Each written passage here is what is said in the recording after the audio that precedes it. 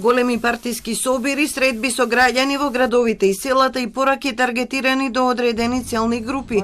Македонија веќе е во кампања, иако никој не знае кога точно ќе бидат изборите и дали истовремено или одделно ќе гласаме за председател и за пратеници. Во блокот на албанците се консолидира неколку партитна предизборна коалиција.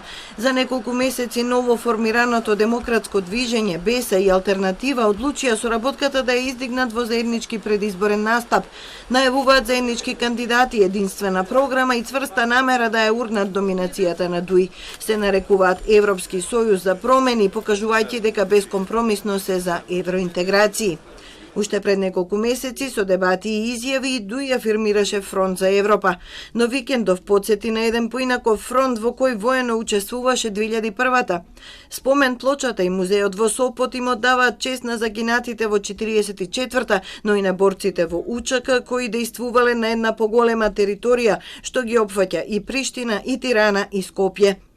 ВМРО-ДПМН се сомнева дека ДУИ ќе води кампања со националистички провокации за да ги избегне темите поврзани со криминалот. Секогаш кога ДУИ се фатени во лоповлук, во кражба, во плячка, тие веднаш вртат на национални теми, односно на национализам и шовинизам.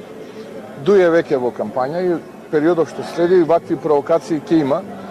Колку се тие провокации националистички поголеми, бидете свесни дека повторно некој тендер се решава во 4 очи и повторно се плячкаат македонските граѓани.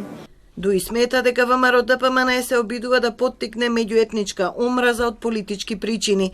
За безвредни ги смета и најавите дека не би коалицирале со нив во некоја идна влада. Овој начин на создавање на меѓуетничка омраза со цел потоа да се искористи во добивање на политички поени е премногу ризичен за една мултиетничка демократија како е Северна Македонија.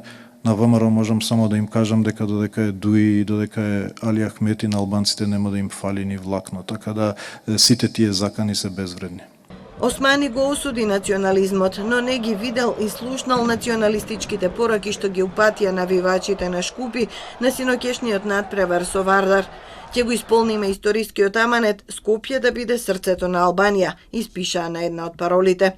Ова може би не е директно поврзано со изборите, но може да биде порака за партиите да го избркаат национализмот од изборните програми на кои веќе интензивно работат.